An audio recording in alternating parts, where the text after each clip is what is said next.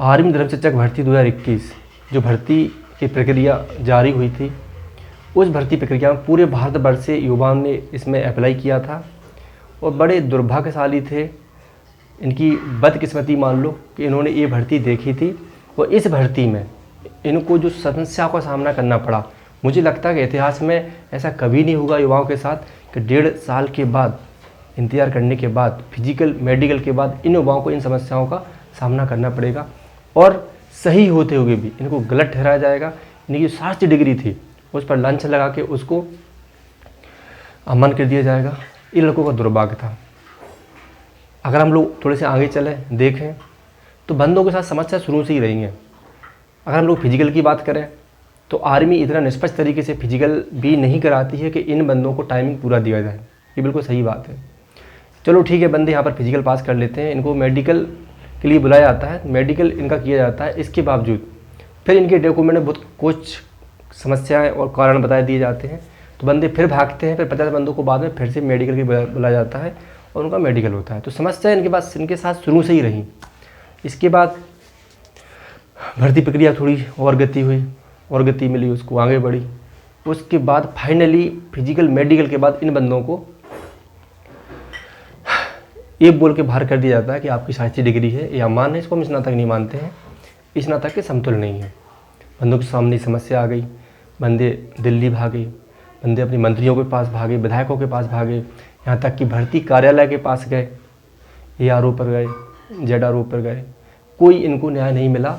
Only अगर इनको मिला तो इनको बुरी खबर ही मिली कि आपकी शास्त्रीय डिग्री है, ये विचाराधीन है, इस पर संज्ञान चल रहा है और हम आपका बाद में जो भी निर्णय आएगा वो हमको बता देंगे, इनकी भर्ती प्रक्रिया कर लेंगे। बंदों के अंदर एक भय था कि जो मध्य प्रदेश में जो 2020 में हुआ था, कहीं वो हमारे साथ ना हो जाए घटना कि शास्त्रीय डिग्री को मना कर दिया जाए, 2 दिन पहले इनको मना कर दिया जाए। तो बंदे भटकते रहे, सांसदों के पास गए, मंत्रियों के पास गए, यहाँ तक कि जो केंद्रीय शिक्षा मंत्री हैं उनके पास भी गए और यहाँ तक कि जो हरिराम त्रिपाठी जी हैं, बनारस यूनिवर्सिटी संपूर्णानंद के कुलपति जी, वो भी उनके पास गए, रक्षा मंत्री जी के पास, और उन्होंने इस मामले को उनके सामने रखा। लेकिन वहाँ से हम लोगों को खाली संवेदनाएं मिली और उसके अलावा कुछ भी नहीं मिला।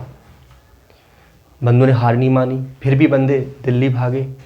राज्यवर्धन सिंह राठौर जैसे अनेक केंद्रीय मंत्री के पास इन्होंने आवेदन दिए, उन आवेदनों का कोई बाद में कोई मतलब नहीं निकला, वो कूड़े कचड़े के डिब्बे में चले गए। अब मैं पूछना चाहता हूँ, आपने जो भर्ती निकाली 2021, पूरे देश की निगाहें थी, ये मामला अच्छा खासा तूल पकड़ा, ट्विटर पर बहुत ज़्यादा वायरल हुआ, लेकिन किसी की निगाह और किसी मंत्री या किसी ऑफिसर VIP की निगाह इन पर नहीं गई कि जो बंदे 1.5 साल से भटक रहे हैं, जो भगवा के प्रतीक है, जो धर्म के प्रतीक है, जो धर्म को पढ़ने वाले हैं, उन्हीं के साथ ये अत्याचार हुआ। आप समझ सकते हो कि कितनी लाचारी, कितनी उदासीनता है हमारी राजनीतिक जो गतिविधियाँ हैं। बंदों लेके तब भी हिम्मत नहीं हारी, बनारस गए, मैं भी गया साथ में। इसके बाद फिर हम लोग दिल्ली गए, पहली बार गए, फिर दूसरी बार फिर से गए और वहाँ पर हम लोगों ने अपनी गतिविधियाँ चालू रखी। यानी कि न्याय की हम लोग गुहार लगाते रहे, गेट पर गार्डों ने हमको भगाया, हम सुनते रहे। अब मैं कहना चाहता हूँ, इतनी सारी प्रक्रिया होने के बावजूद भी भारत देश में अगर बंदों को न्याय नहीं मिलता है, जो कि वो बंदे बिल्कुल भी गलत नहीं हैं, अक्षरशः नोटिफिकेशन पर अक्षरशः भर्ती होती है, बाद में इनके पास कोई बहाना नहीं होता है, ये लोग बंदों को दरकिनार करके अपनी भर्ती प्रक्रिया जारी रखते हैं। बंदे कोर्ट में गए, एक आशा जगी चलो कोर्ट से हमको न्याय मिल जाएगा, कोर्ट में भी गए। वहाँ पर सबसे बड़ी समस्या लोगों के सामने ये थी कि बंदों को एकजुट कैसे किया जाए। तो बुंदेलखंड अकेडमी एक ऐसा मंच था कि जहाँ से सारे बंदे भारत से जुड़े हुए थे। तो हम लोगों ने क्या किया कि सारे बंदों को व्हाट्सएप ग्रुपों में जोड़ के एक दूसरे से मिलाया और बाद में हम लोगों ने जो कम्युनिकेशन स्किल जो पावर था उसके माध्यम से हम सब एक हो गए और हम लोगों ने अपना आंदोलन जारी रखा। उस आंदोलन का कोई प्रभाव नहीं पड़ा, हमको हारी मिली फाइनली। इसके बाद अगर हम लोग देखें, मैं बड़ा भावुक हो जाता हूँ इन लोगों की समस्याओं को देखकर, क्योंकि मैं भी सहभागिता निभाई है, मैं भी इनके साथ में रहा हूँ। बंदों के पास कपड़े नहीं है, बंदों के पास किराया नहीं है, बंदों के पास खाना नहीं है, गरीब घर से हैं, किसान से हैं, लेकिन देश का जज्बा और राष्ट्र के प्रति जो प्रेम था वो उनको भगाता रहा जगह जगह कि हमको न्याय मिल जाए, हमको एक मौका मिल जाए पेपर में बैठने का। नौकरी मिले ना मिले अलग बात है, लेकिन शास्त्रीय डिग्री का सम्मान ये लोग रखें और हमको पेपर में बैठा लें, लेकिन बिल्कुल भी सम्मान नहीं किया गया। अब मामला कोर्ट में है अब कोर्ट के भरोसे हैं कि अगर हमको न्याय मिलता है, वास्तव में इनको मिलना चाहिए, और कोर्ट पे पूरी आशा है कि हमको न्याय से संबंधित हमको जानकारी देंगे और हमको पेपर में बैठा लेंगे। और अगर इनको कोर्ट से अगर इनको न्याय नहीं मिला तो मुझे लगता है कि भविष्य में आने वाली जो युवा पीढ़ी होगी उसका कोर्ट पर से विश्वास उठ जाएगा। क्योंकि राम और रावण की लड़ाई है, राम अलग दिख रहे हैं और रावण अलग दिख रहे हैं। कौन राम का साथ देता है, कौन रावण का साथ देता है, ये तो समय बताएगा, और हम लोग इंतजार ही कर सकते हैं कोर्ट से क्या फैसला आता है। लेकिन जहाँ तक मुझे जानकारी मिली है,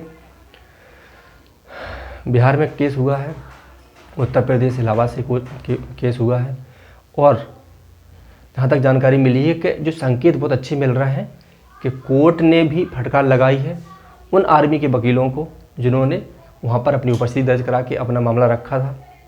उनसे जवाब मांगे गए हैं बहुत सारे, क्योंकि यहाँ पर जो आवेदक का जो पक्ष है बहुत मजबूत है, सारे सबूतों के साथ, सारे गवाहों के साथ, क्योंकि ये फिजिकल मेडिकल फिट है, शास्त्री डिग्री से अभी तक भर्ती होती चली आई थी। सबसे बड़ा पावर तो उनके पास यही है सबूत कि अच्छा सा सेम नोटिफिकेशन में उन्होंने अप्लाई किया था। मुझे लगता है अगर कोर्ट बहुत अच्छे तरीके से अगर इसको संज्ञान में लेता है, इस पर चर्चा करता है, तो आवेदकों की जीत 100 नहीं 200% होगी और ये बंदे पेपर में बैठेंगे। हम बदकिस्मती माने या दुर्भाग्य माने इन नैनिहालों का, इन युवाओं का, और इन शास्त्र पढ़ने वालों का और धर्म के प्रतीकों का, जिन्होंने ऐसे समय देखे हैं, ऐसी समस्याएं देखी हैं, और जो देश, जो युवा अपने संविधान पर गर्व करते हैं, उनको इन समस्याओं का सामना करना पड़ा।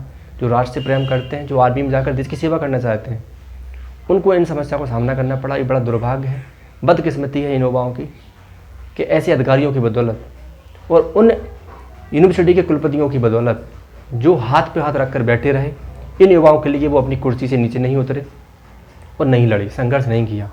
पेपरबाजी हुई, यहाँ तक कि ट्विटर पर ये मैटर बहुत तूल पकड़ा, बहुत वायरल हुआ, लेकिन किसी की हिम्मत नहीं पड़ी कि इस सरकार के सामने वो सीना तान कर ही कह सके कि बंदों के साथ अन्याय हो रहा है और अगर इनको न्याय नहीं मिला तो हम आपका रिजाइन दे देंगे। किसी कुलपति की हिम्मत नहीं पड़ी। सबको अपना घर चलाना है, सबको अपने आप से प्यार है, अपने परिवार से प्यार है, लेकिन जब सत्य की लड़ाई के लिए बात आ जाती है कि सत्य को जताना है, सब पीछे हट जाते हैं। क्योंकि आपको पता है कि दुनिया स्वार्थी है, सब अपना काम पहले देखती है। इन युवाओं के लिए उनसे क्या करना था। मैं था जो बराबर घूमता रहा, बराबर 6 महीने कंटिन्यू हम लोग लगे रहे, और मेरे जो युवा साथी थे बड़े मेहनती थे और बहुत होशियार थे पढ़ने में, जिन्होंने कोर्ट को बाकायदा पूरे सबूत के सहित प्रमाण दिए, वकीलों को यहाँ से हवा दी, ऑक्सीजन दी, और उसी का प्रमाण है आज कि हम लोग जीतने की स्थिति में हैं और पेपर में बैठेंगे। ये हमारा पूर्ण विश्वास है, कोर्ट पर पूरे युवाओं का विश्वास है कि हम लोगों को जरूर हम लोगों को न्याय के साथ, और ये भी एहसास कराएगी उस सरकार को कि आप कभी इन युवाओं का शोषण नहीं कर सकते। अगर वो सही है तो ये कोर्ट पर ही भरोसा रख सकते हैं हम लोग, और ईश्वर चाहेगा तो मुझे लगता है कि आप लोगों का जो परिणाम है बहुत अच्छे आएंगे और आप पेपर में बैठेंगे। जय हिंद, वंदे मातरम।